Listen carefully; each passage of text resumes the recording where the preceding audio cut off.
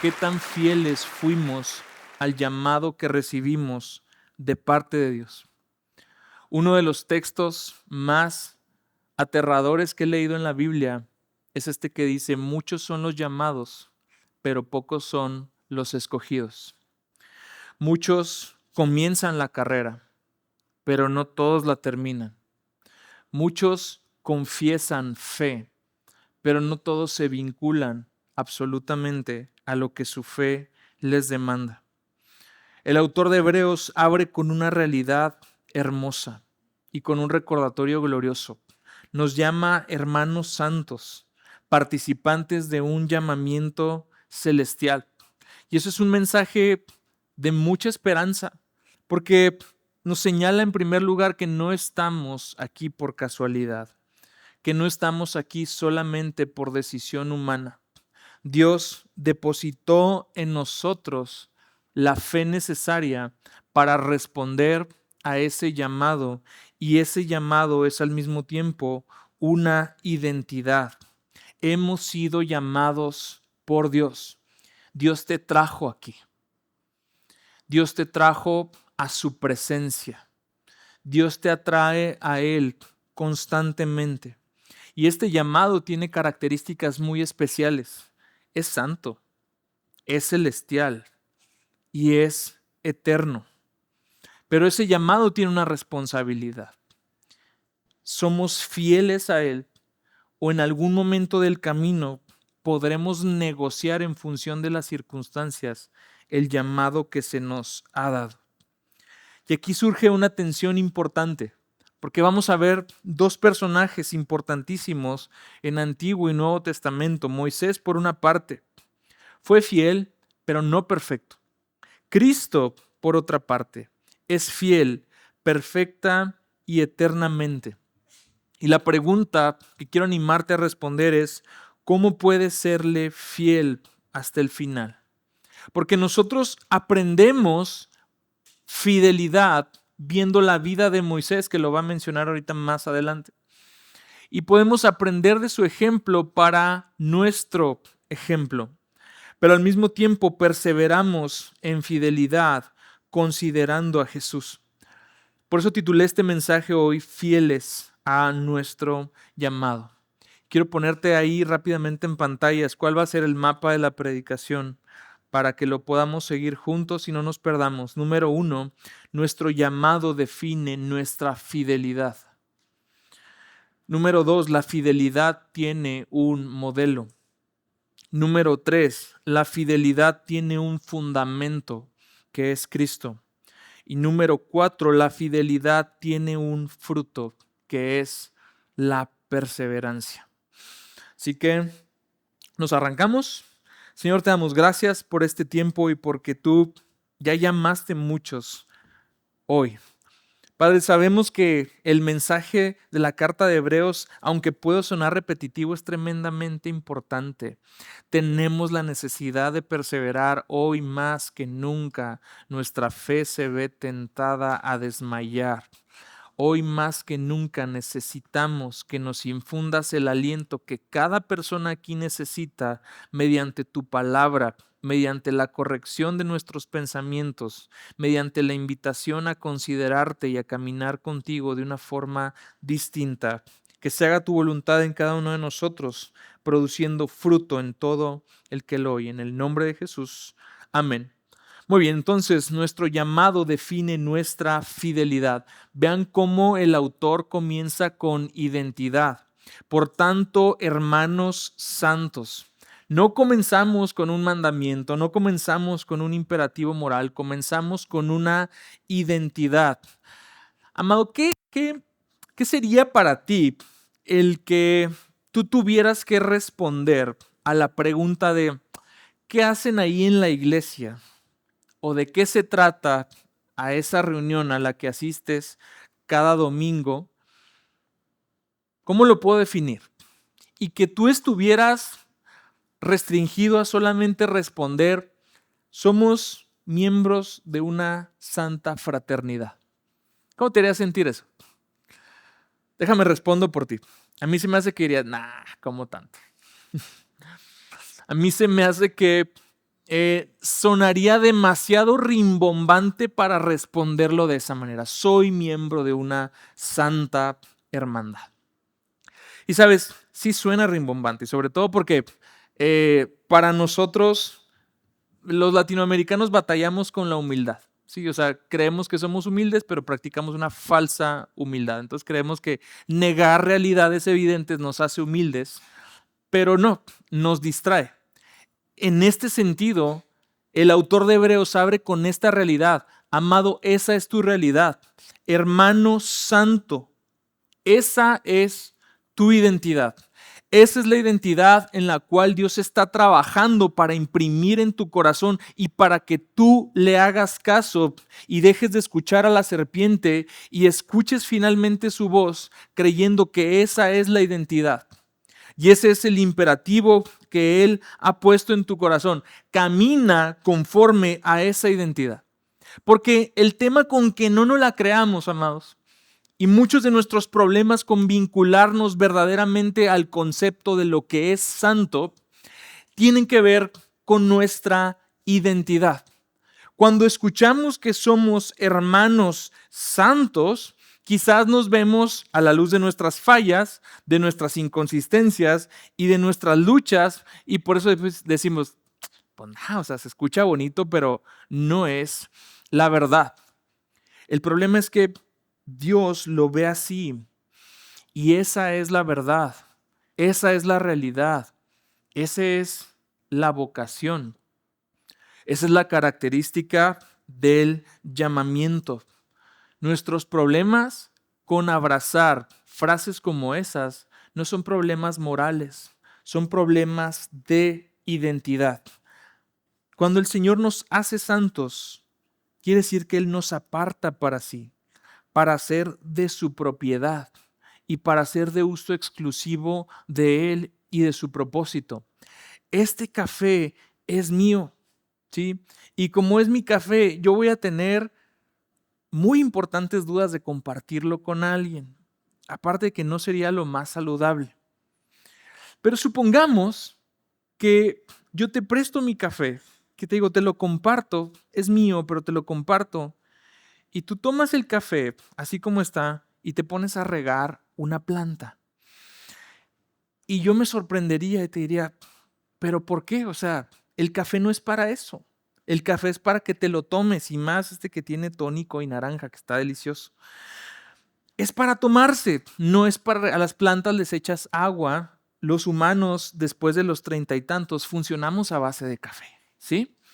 Entonces, el problema con esa actitud es un problema de identidad, de no saber qué es este vaso, de quién es este vaso y para qué es este vaso. Lo mismo sucede con nosotros. Nuestros problemas en vincularnos fielmente al llamamiento de Dios son problemas de identidad. O sea, sí soy santo, pero o sea, digo en la iglesia que soy santo, pero acá le juego y acá le coqueteo con algo. Y todavía hay cosas que no le entrego a Dios. Y todavía hay cosas que yo me reservo para mí mismo, ¿sí? Entonces, ¿a qué estamos jugando? Entonces, ¿de qué se trata la santidad?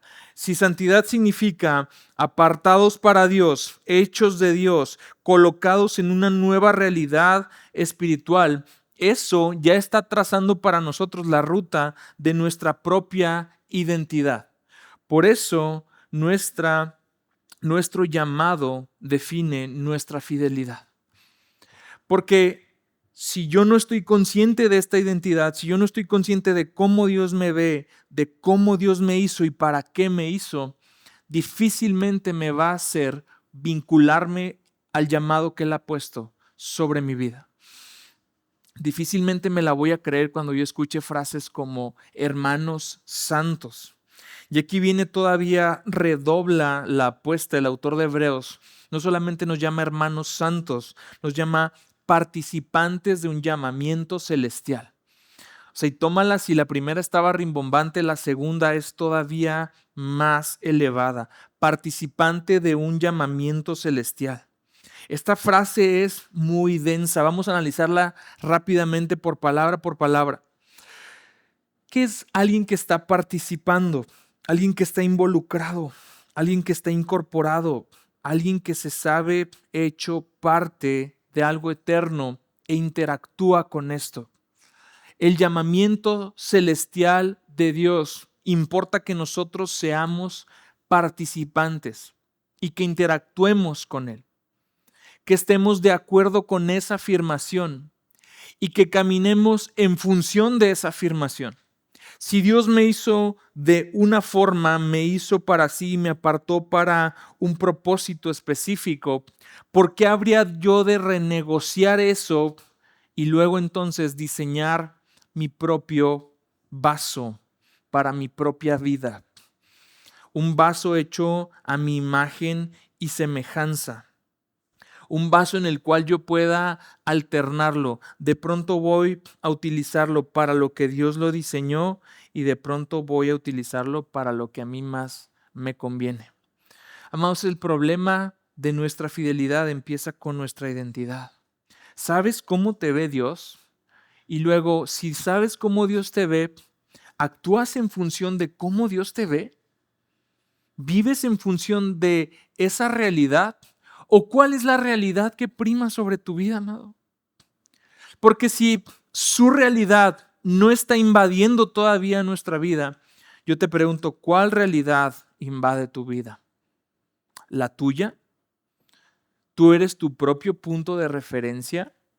¿Tu pasado, las personas, las circunstancias, tu familia es tu punto de referencia? Entonces el cielo y el reino de Dios no han invadido todavía tu identidad, amado, y probablemente en algún momento vas a terminar quedándote corto en la fidelidad a este llamamiento. Este es un llamamiento celestial, dice el autor de Hebreos. Cada vez que en Hebreos se menciona el cielo, vamos a entender tres cosas por el cielo. Número uno, la presencia de Dios. ¿Qué hay en el cielo? ¿Qué es el cielo? Mira, teorías, detalles, etcétera, salen sobrando. ¿Qué es lo que me interesa que hay en el cielo? La presencia de Dios. ¿Qué quiero hacer ahorita? Estar con Él siempre, sin restricciones, sin limitaciones. No quiero estar con una naturaleza caída que se rehúse a buscarlo.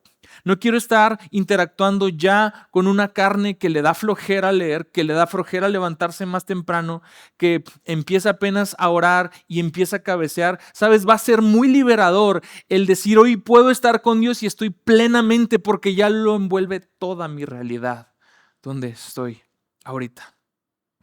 ¿Qué es el cielo? La presencia de Dios. ¿Qué hacemos en la tierra? Ensayar para ese momento. Porque si la presencia de Dios no es un lugar al cual tú te vinculas ahorita, no entiendo por qué sea un lugar en el cual tú quieras estar por toda la eternidad. Salmo 42 dice, como el ciervo brama por las corrientes de agua, así clama mi alma por ti, Señor. ¿Cuándo vendré y me presentaré delante de Él? Amado, ese es un clamor genuino. Y ese es el clamor de alguien que se sabe apartado por Dios y que su lugar es la presencia de Dios. Y tan solo ese síntoma nos empieza a ilustrar qué tan importante para nosotros es ese llamamiento. Pero no es solamente la presencia de Dios, es una ciudadanía celestial. Nos va a dar un sentido de pertenencia. Estar en Cristo es un pasaporte. Estar en Cristo es un pasaporte que te dice de dónde vienes, pero que al mismo tiempo te dice hacia dónde vas. Estar en Cristo te va a dar un sentido de pertenencia. Te va a dar, disculpen el tecnicismo legal, un marco jurídico. Sí, tenemos un marco jurídico, tenemos una ley. Esta ley nos hace ciudadanos. Sí, yo respondo a la Constitución de México, ¿ves? Y esa es la ley que me vincula y es la ley que me gobierna de la misma forma que esta es la ley del reino de los cielos que gobierna mi corazón. Esa ciudadanía me da un gobierno al cual pertenecer, una reglamentación a la cual obedecer, una identidad. Porque al mismo tiempo que yo estoy en un país extranjero que es este mundo, con una ciudadanía celestial. Mira, amado, vienen tus primos pochos de Estados Unidos y se les olvidó, hace 6 meses que se fueron y se les olvida que son mexicanos. No se nos podrá olvidar a ti y a mí 6 meses que somos del mundo, estando ya repatriados celestialmente. ¿Me explico? Es ser como tus primos pochos de Estados Unidos, pero bien, ¿sí? Pero aquí, interactuando desde el cielo a la tierra. Porque esa es mi identidad. Mi identidad es que yo estoy en el mundo, pero yo no pertenezco al mundo. Tengo una ciudadanía. Tercera cosa que significa el cielo en Hebreos. Tengo una herencia futura.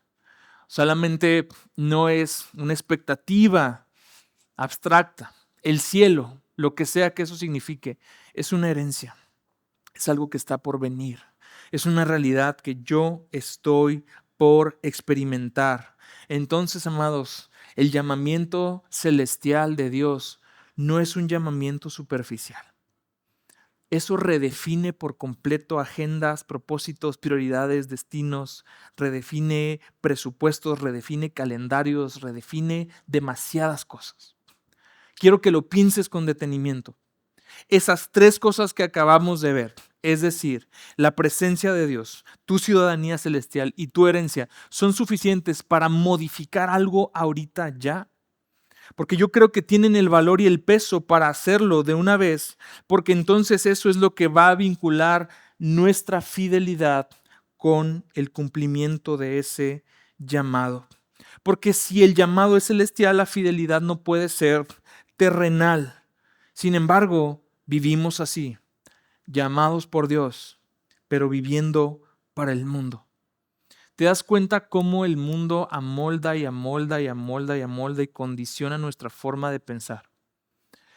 Al punto de llegar a desconocer las estructuras de Dios y cómo Dios es y quién Dios es y cómo se muestra, y empezamos a vivir entonces interactuando ya de una forma combinada. Somos redimidos eternamente, pero nos enfocamos temporalmente en el aquí y en la ahora demasiado. Y no tiene nada de malo que pienses, que planifiques, que ahorres, que te enfoques en prioridades aquí. Siempre hazlo con una sola idea en mente. Tú tienes un pie aquí y otro pie en la eternidad. Tú tienes un pie aquí y otro pie en el lugar donde Dios te quiere tener en el futuro. Al mismo tiempo, cuando nosotros queremos perseverar en este llamado, tenemos un ancla, una clave perfecta para hacerlo. Ve cómo lo dice. Por tanto, hermanos santos, participantes del llamamiento celestial, de aquí hay una palabra que me encanta, consideren a Jesús. El libro de Hebreos siempre te está empujando a esto también. Mira a Cristo, tenemos a Cristo, considera a Cristo, aprende de Cristo. Es un libro que constantemente está empujando a su público, a su auditorio, a decir, mírenlo a Él. Él es el autor y consumador de la fe. Nuestros ojos puestos en Él. Pero ¿qué significa considerar? Considerar tiene un significado muy especial porque va más allá de una meditación superficial. Considerar a Cristo es ponerle una atención intencional, ponerle una contemplación profunda, un enfoque continuo. Eso es considerar. Eso es a lo que el autor nos está invitando. Considera a Cristo. En disciplinas espirituales esto le llamamos contemplación. Y suena igual, otra vez rimbombante, andamos rimbombantes hoy. ¿Qué es la contemplación? La contemplación es justamente lo que va a separar tu conocimiento teórico de lo que haces en la práctica con él. Porque tenemos el gran riesgo de acumular demasiada información y demasiada teoría y no estar practicando absolutamente nada de lo que vamos acumulando. ¿Qué es contemplar a Cristo? Es irnos más allá de los conceptos, de la teología y de las doctrinas y empezar a ver cómo eso que creemos baja al corazón. Alguien puede hacer una disertación teológica perfecta de cualquier parte de la Biblia. ¿Cuál es la diferencia de esa persona que diserta y alguien que contempla? Que la fe del segundo es real, que su doctrina lo sostiene, que su vida se vincula al mensaje. Es como te he dicho anteriormente, yo te puedo disertar acerca del pastor del Salmo 23 o puedo hablarte de cómo en mi vida he conocido al pastor del Salmo 23 y decirte todos los momentos en los que el pastor del Salmo 23 me ha corregido con su vara y su cayado. Cómo el pastor del Salmo 23 me está guiando ahorita en una determinada temporada de mi vida. ¿Cuáles han sido los valles de sombra y cuáles han sido los pastos delicados en los que yo he podido interactuar con el amor de Dios? Esa es toda la diferencia, pero es una gran diferencia. No disertamos teológicamente. No estamos aquí solamente para albergar información, para reunir evidencia y contrastar esa evidencia contra otra evidencia. Amado, esto es mucho más profundo. Nadie puede ser fiel a Cristo sin antes contemplar a Cristo. Es no solamente ver a Cristo calmando la tormenta de sus discípulos, porque podíamos igual disertar qué significa la tormenta, qué significa la barca, de qué estaba hecha la barca, si realmente era una tormenta o era un vientecillo. Alguien que contempla a Cristo es alguien que, como Pedro, en su desesperación, va y le tumba la puerta a Jesús y le dice, para la tormenta ya. Porque Pedro en su arrebato, Pedro era el más silvestre que te puedas imaginar, pero en su arrebato sabía cosas. Y él sabía que por alguna razón Cristo podía parar la tormenta. Pregunto yo, en las tormentas, ¿contemplamos a Cristo como el que puede hacer que el viento y las olas callen o vamos y tocamos otras puertas? Porque el problema es que no estamos en la barca. Y como no estamos en la barca, a lo mejor no sentimos el agua hasta el cuello. Y como no sentimos el agua hasta el cuello, tú resuelves. Porque para eso nos ha entrenado la vida, para resolver, ¿sí o no? Tú y yo resolvemos. Entonces, espérame Dios, tú espérame en el cielo, mira cómo me encargo yo.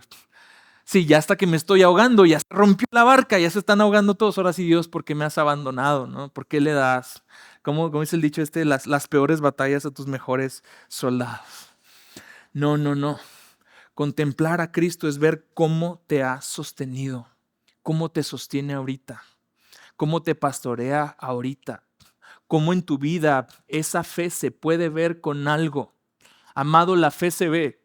Sí, te tengo noticias. No se confiesa nada más. Y no se ve nada más de una forma como una meditación muy profunda. La fe se ve.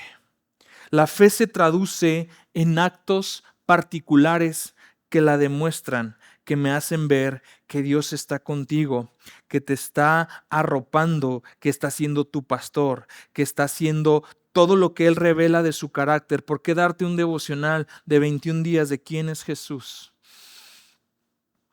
Para que aprendas a contemplar ese quién es Jesús en todos los aspectos de tu vida. ¿Te sientes inseguro? ¿Te sientes que estás abandonado? Bueno, quizás sea tiempo de que recuerdes que Emmanuel es Dios con nosotros, ¿sí? ¿Tienes inseguridad acerca de tu salvación? ¿Dónde termina y qué tal si me pierdo? Él es el buen pastor y el buen pastor no pierde sus ovejas y Él dio su vida por sus ovejas y nadie se las arrebata de su mano y sus ovejas oyen su voz. ¿Quiénes oyen la voz de Dios? Sus ovejas. ¿Estás escuchando la voz de Dios? Puedes decirme porque eres una ovejita del buen pastor. Eso es contemplar a Cristo. Y te lo pongo de una manera quizás simplona, pero es eso e incluso es mucho más profundo que eso. Cómo esas realidades espirituales transforman mi vida. Esa doctrina tiene que bajar al corazón. Eso me tiene que sostener en algún momento. Eso me da equilibrio cuando mi vida se tambalea. Una cosa es saber acerca de Cristo y otra cosa es considerar a Cristo. Una cosa es tener información acerca de Cristo y otra es ser transformados por Él. Amado, la fidelidad a tu llamamiento no se alimenta de datos, ni de evidencias, se sostiene por una relación contemplativa con Él. ¿Qué sostiene tu vida? ¿Sabes por qué los nuevitos crecen más rápidos que los viejitos? Hablo de edad en el Evangelio, no de edad cronológica. Porque el nuevito se sabe 2 versículos que los ora toda la vida y que los vive toda la vida. En 6 meses es un árbol increíble. Porque el viejito deja de dar fruto, porque se vuelve selectivo. Porque se vuelve santo, sí, pero Dios presente, bueno, no lo sé. Se vuelve selectivo, se vuelve malicioso, se vuelve calculador. Acerca de aquel que no fue selectivo, ni malicioso, ni calculador cuando nos eligió, nos compró y nos redimió. ¿Por qué miramos a Cristo? Dice 2 cosas este texto acerca de Cristo. Él es nuestro apóstol y nuestro sumo sacerdote. Apóstol significa que Él es el enviado de Dios para nosotros. Sumo sacerdote, como ya lo hemos visto en repetidas ocasiones, este nombre va a ser de los más solicitados por el autor de Hebreos para nosotros, para que entendamos algo. Tenemos un representante. ¿Queremos tener un representante de Dios? Sí, ya lo tienes, Jesucristo, la segunda persona de la Trinidad. Él te representa, Él intercede por ti, Él media por ti. Él se pone de tu lado, no para hacerte como luego decimos, para echarte la mano y tapar tus tonterías y decirle, Dios, haz como que no lo ves, yo le echo la mano. No, es porque es un sumo sacerdote que se compadece, que es misericordioso y fiel, según lo vimos el domingo pasado, y que nos representa de esa misma forma delante de Dios, de una forma fiel. Cristo nos ayuda a que cuando nuestra mirada se distrae y nuestra fidelidad se debilita, otra vez nos vuelve a hacer mirarlo a Él para volver a retomar el equilibrio que necesitamos. 2 modelos de fidelidad, rápidamente. Versículo 2, el cual fue fiel al que lo designó, como también lo fue Moisés en toda la casa de Dios. Versículo 5, Moisés fue fiel en toda la casa de Dios como siervo para testimonio de lo que se iba a decir más tarde. La fidelidad de los hebreos tenía un gran ejemplo y un gran modelo de fidelidad. Y para la audiencia de esta carta era importante Moisés. Y ahora lo que va a hacer el autor es poner a Cristo en un pedestal más alto, pero no echándole tierra a Moisés, sino reconociendo lo que Moisés sí hizo bien. Porque Moisés es un ejemplo de fidelidad. Moisés es un gran ejemplo de fidelidad. Números 12:7 dice el Señor hablando, Moisés es fiel en toda mi casa. En todo esto Moisés ha sido fiel. Y esto es impresionante, porque tú te das cuenta que Moisés fue fiel en el anonimato del desierto. ¿Cuántos de nosotros podemos aguantar en lo oculto lo suficiente antes de que empecemos a maquinar cosas en lo oculto que nadie se va a dar cuenta, que nadie se va a enterar? Entonces, si nadie se va a enterar, puedo negociar mi fidelidad a mi llamamiento santo y celestial. ¿Cuántos de nosotros podemos ser fieles en la confrontación con alguien que nos intimida como Faraón? Este cuate va y se le planta al hombre más poderoso del mundo en su época y es fiel a Dios y no negocia nunca los tiempos ni los términos de Dios. Dios le dice, sácalos de ahí para que me adoren. Y Moisés no va y negocia con Faraón. Faraón, deja ir a mi pueblo. No, plaga 1. Deja ir a mi pueblo. No, plaga 2. No hay negociación. Es simplemente ser fiel al llamado que Dios ha puesto. Fiel en la presión del liderazgo. Liderando millones de personas. Liderando desde la incapacidad de saberse de pronto torpe de lengua, como él dice, probablemente tartamudeaba. Probablemente simplemente había perdido la capacidad de expresarse. en la presión del liderazgo, en la murmuración constante del pueblo. Cada vez que pasaba algo, Moisés salía bailando. A Moisés le tocaba escuchar todas las quejas. A Moisés le tocaba ser culpado cada vez que el pueblo estaba sufriendo de algo. Fueron 2 ocasiones sus propios hermanos murmurando de él. Es que se casó con una mujer etíope después de que su esposa murió. Híjole, qué mal se ve. Bueno, pues él tenía su corazoncito, pero hubo murmuración. Luego, toda una sección de una tribu, los hijos de Coré, se rebelan con él diciendo: ¿a poco nada más a Moisés le habla a Dios? A mí también me habla. Nada que pase en las iglesias, nunca jamás, ¿A poco nomás le habla a Dios a él? No, a nosotros también nos habla. Aguantó vara.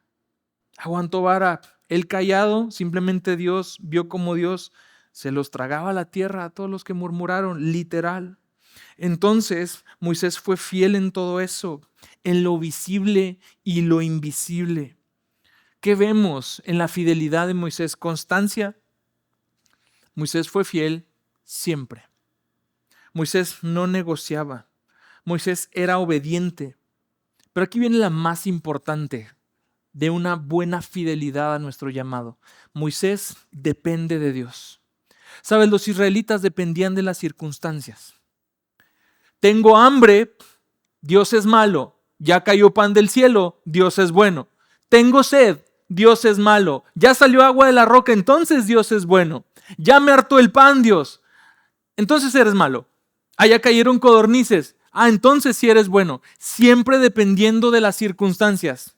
Yo jamás veo a Moisés quejándose del calor, quejándose de la sed. Es Dios, ¿cómo le voy a hacer? Siempre es, ¿cómo le voy a hacer para darles de tomar agua a estos? ¿Cómo le voy a hacer para guiarlos aquí? ¿Cómo le voy a hacer para pelear acá? Moisés viendo cara a cara a Dios. Me encanta cómo lo retrata el Salmo 103. Los israelitas conocieron tus obras, pero a Moisés diste a conocer tus caminos. Una relación totalmente diferente. A veces las circunstancias simplemente sacan de nosotros lo que hay adentro. ¿Sí? Los israelitas vivían circunstancia tras circunstancia tras circunstancia. Ya tenemos una nueva circunstancia, la sed. Ya tenemos una nueva circunstancia, la batalla. Y eso siempre sacaba a relucir lo que había en el corazón de ellos. ¿Qué sacaban a relucir las circunstancias de Moisés? Que era un cuate que siempre iba a ir a buscar y a consultar a Dios en medio de todo. Que siempre era alguien que consideraba profundamente a Dios en sus decisiones, que jamás era sabio en su propia sabiduría. Al mismo tiempo, Moisés se convirtió en un intercesor por el pueblo. Dios le llegó a ofrecer a Moisés: ¿qué tal? Me encanta Dios. ¿Qué tal si me los echo a todos estos y te hago a ti una nación grande? ¡Wow! Dios dice: no, Dios. Moisés dice: no, Dios. ¿Cuál crees que es el argumento de Moisés? ¿Qué van a decir de mí? No. ¿Qué van a decir de ti? Es tu nombre, es tu gloria la que me importa. Eso es fidelidad. Eso es fidelidad extrema. ¿Para qué lo probó Dios? Para que tú y yo nos enteráramos, amado. Para eso lo probó Dios. Porque Dios sabía que ese cuate no rajaba, ni ante ofertas como esa. Ve, toma la tierra prometida, todos tus enemigos bajo tus pies, pero yo no voy. No, entonces yo tampoco. Fidelidad en medio del desgaste, en medio de un pueblo rebelde, ingrato, volátil. Moisés fue fiel, amados. La fidelidad no se prueba en la comodidad. No, son las circunstancias adversas las que precisamente hacen salir a relucir en qué estaba puesta y en qué se basaba nuestra fe. Son las circunstancias adversas las que nos hacen mostrar y a veces, aunque nos hagamos de la vista gorda, es tan evidente que hay circunstancias que sacan a la luz dónde está verdaderamente nuestra fidelidad a Dios, que es una fidelidad, desgraciadamente, condicionada. Se prueba en el desgaste, se prueba cuando la gente no te reconoce, se prueba cuando la gente no te responde, se prueba cuando no ves resultados. Y la iglesia que está recibiendo esta carta Sí, no veía respuestas, no veía reconocimiento, no veía resultados. Pregunta, ¿será entonces tiempo de renegociar los términos de su llamamiento celestial? ¿O será entonces tiempo para permanecer y serle fiel, porque fiel es el que prometió? Y aquí está el tema con Moisés, que es un gallazo, pero no era perfecto. No era perfecto. Me encanta, sin embargo, cómo de todos modos el autor dice, versículo 5, Moisés fue fiel. Dios, ¿pero qué no cuando le dijiste que le hablara a la roca, se encendió en ira, se arrancó los pelos porque había tenido demasiada paciencia con el pueblo que iba liderando hasta que se le acabó? Y hasta que dijo, no, ¿saben qué? Ustedes son unos duros de corazón, no entienden nada. Y les va, ¿quieren agua? Pasa, ahí les va el agua. Y yo a veces pregunto, Dios, lo agarraste en sus 5 minutos. Tenía 39 años dándote resultados. Lo agarraste en sus 5 minutos. No podías haber hecho una. Es porque Moisés hizo eso para apuntarnos a uno que en las circunstancias más extremas ni 5 minutos se permitió. Y es la fidelidad de Cristo que en dolor, en gotas de sudor, como gotas de sangre, en tremenda aflicción, rechazo, crítica, dificultad, fue fiel. Porque las personas fallan, las personas fallamos. No quiere decir que no podamos tener modelos a seguir y que no busquemos personas piadosas que imitar.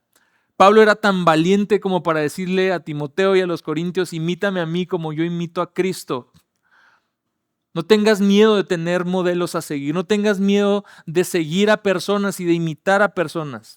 Ten miedo de elevar a esas personas a una categoría divina que no le corresponde. Ten miedo cuando tú esperes que ellos no te fallen. Ten miedo cuando tú esperes que ellos provean a tu vida lo que solamente Dios puede proveer. Pero Moisés no fue perfecto. Y la Biblia lo llama fiel. ¿Has estado caminando por la perfección, amado? ¿Se traduce tu caminar en Cristo como búsqueda de perfección o búsqueda de fidelidad? Déjame decirte a qué Dios te llamó. Dios no te llamó a ser perfecto, Dios te llamó a ser fiel. Sí, el Señor sabe cuándo esas circunstancias te van a llevar a los 5 minutos y en esos 5 minutos puedes terminar cometiendo errores como Moisés. Pero me encanta la gracia de Dios que ve toda la vida. Finalmente Dios ve toda la vida de Moisés y dice, este cuate era fiel. No fue perfecto porque Dios no nos llamó a ser perfectos. Dios nos llamó a ser fieles. Creo yo que a veces tiene más valor ser fiel que ser perfecto. Requiere más de Cristo en nosotros ser fieles que ser perfectos. Requiere más gracia operando y capacitándonos ser fieles cuando nadie nos ve, cuando no hay recompensa, cuando no hay resultados, cuando no hay reconocimiento, cuando, déjame te la cambio, cuando no hay castigo. Porque a veces a nadie le pasa nada. ¿Sí? Esto que dicen que haces y que te va a ir mal. Bueno, los cristianos que fueron criados así. Si pecas te va a ir mal. De pronto es, mira, pues no le va mal a mucha gente. De hecho, pues, les va mejor, caray. Andamos errando. ¿Por qué terminan renunciando a su llamado en 3 minutos? Porque se trataba de que me vaya bien. No había un vínculo hacia el objeto de la fidelidad. La perfección, amado, se trata de mí. La perfección sigue siendo egoísta, la perfección sigue teniéndome a mí como el centro, la perfección se trata de que yo me llevo las palmas, la fidelidad. Se trata de un objeto tan profundo de amor y de afecto que yo me vinculo hacia él. Entonces por eso es más grande ser fiel que ser perfecto. Porque ser fiel significa que yo he puesto mi amor, mis afectos, mi lealtad en alguien más. Y yo quiero agradarlo a él, aun cuando nadie me ve. Quiero agradarlo a él, aun cuando no es satisfactorio. Quiero agradarlo a Él aun cuando nadie me aplauda por eso. La fidelidad es más grande que la perfección. Por eso el Señor nos llamó a ti y a mí a ser fieles y no a ser perfectos. La fidelidad tiene un fundamento y ese fundamento es Cristo. Él sí tiene una fidelidad perfecta. Déjame leerte rápidamente 2 al 6. El cual fue fiel al que lo designó, como también lo fue Moisés en toda la casa de Dios, porque Jesús ha sido considerado digno de más gloria que Moisés. Así como el constructor de la casa tiene más honra que la casa, porque toda casa es hecha por alguno, pero el que hace todas las cosas es Dios. Moisés fue fiel en toda la casa de Dios como siervo, para testimonio de lo que se iba a decir más tarde. Pero Cristo fue fiel como hijo sobre la casa de Dios. Es bueno que tengamos modelos a seguir y ejemplos a imitar en esta tierra, pero ningún ejemplo jamás nos va a sostener. Y hoy la fidelidad que a ti y a mí nos sostiene es la fidelidad de Cristo. ¿Qué clase de fidelidad tenía el Señor? Fidelidad en su misión. He venido para hacer la voluntad del que me envió. Juan 6:38. Pero ¿no Él tenía también una forma de ver las cosas? ¿Y no Él tenía también una perspectiva? ¿Cómo entonces Él circunscribe y limita su voluntad a la voluntad de otro? Para enseñarnos. Porque entonces escrituras como Efesios 4 que nos dicen sométanse, Efesios 5 que nos dice sométanse unos a otros en el temor de Cristo, tienen sentido. Porque Él se sometió al Padre. Porque Él fue fiel aun cuando Él era hijo. Moisés era un siervo. Los siervos hacen lo que les mandan los amos. Moisés, digamos, no tenía muchas opciones, pero el hijo tiene opciones. El hijo es el hijo. Aún así, en Getsemaní dice, no se haga mi voluntad sino la tuya. En Juan 17 leemos, la obra que me diste la he completado. Me encanta ese versículo. Porque si fuera Manuel Jaques, el que está a punto de morir, y en 3 años y ve a Pedro, a Juan, a Santiago y a Tomás y dice, Dios, ¿no me puedes dar 3 años más? No, es que no la arman. No les podemos confiar la iglesia a estos 12. Se están peleando por quién va a reinar contigo y conmigo en el cielo. O sea, ni la más mínima idea de qué se trata esto. Dios, ¿no me puedes dar más tiempo? El Señor, la obra que me diste, la he completado. Hasta ahí. En la cruz, consumado es. Hasta el final. Hasta el final, su fidelidad es superior y su fidelidad es fundamento de nuestra fidelidad. Nosotros no somos fieles porque somos muy fregones, somos fieles porque esa fidelidad de Cristo nos sostiene.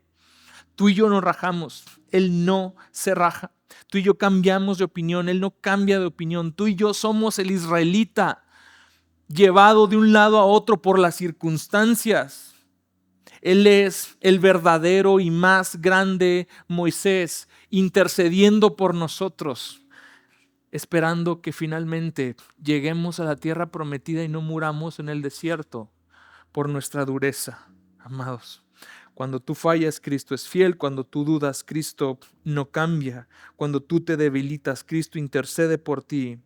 Amados, la fidelidad cristiana no es autosuficiencia, disciplina ni fuerza de voluntad.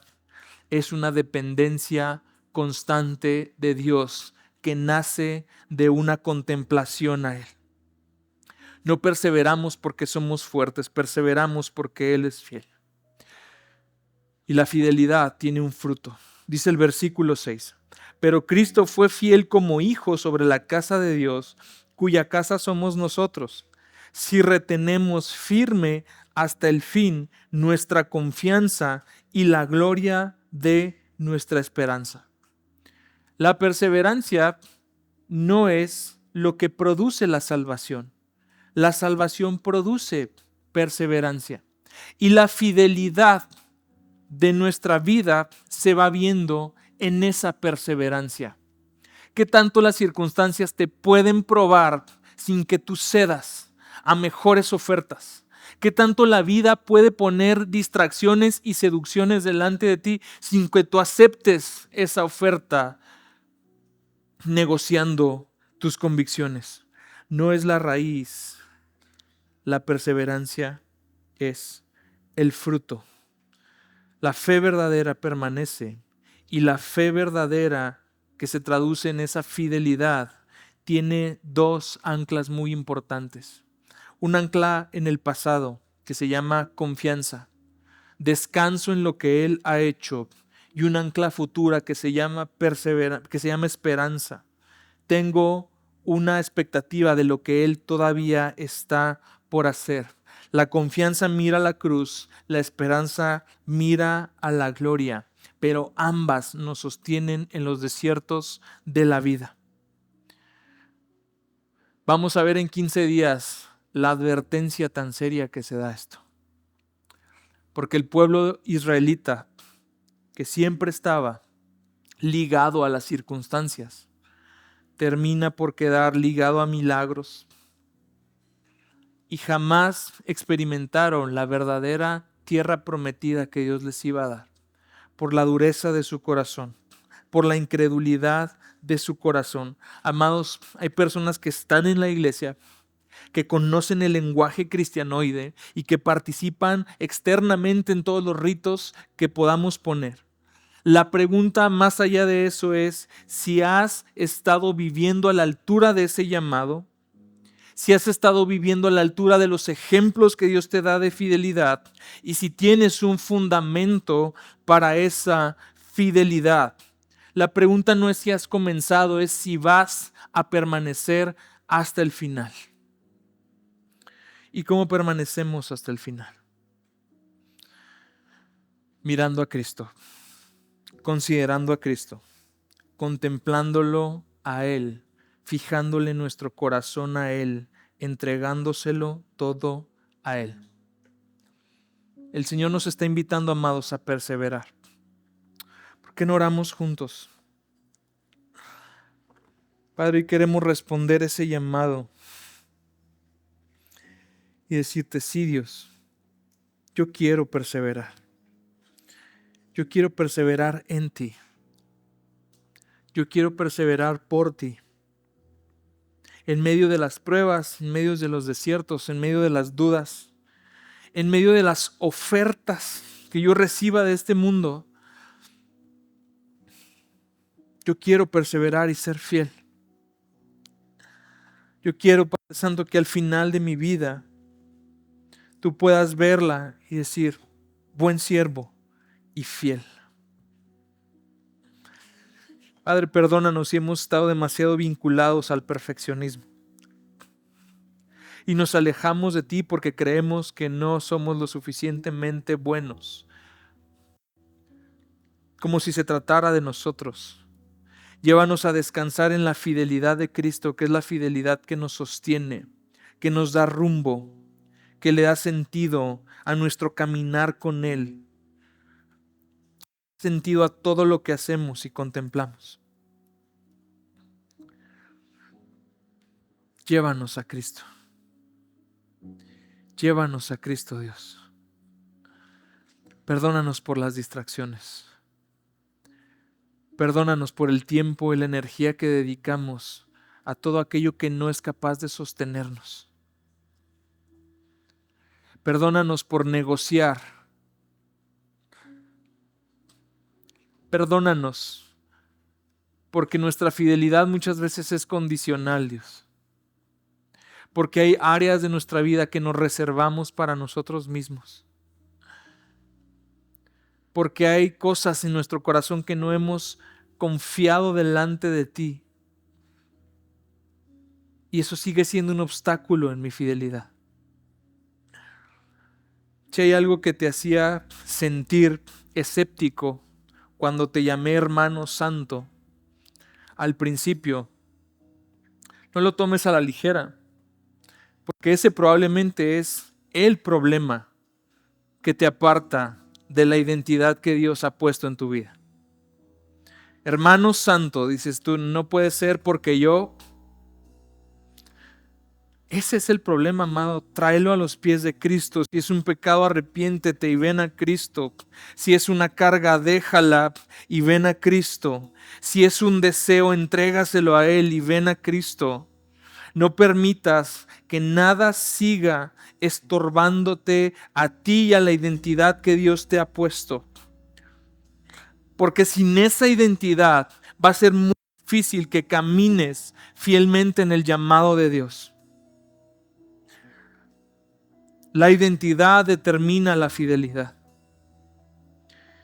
Si yo no me la puedo creer que soy santo y que tengo participación en un llamamiento celestial, eso no es ser humilde, eso es un grave problema.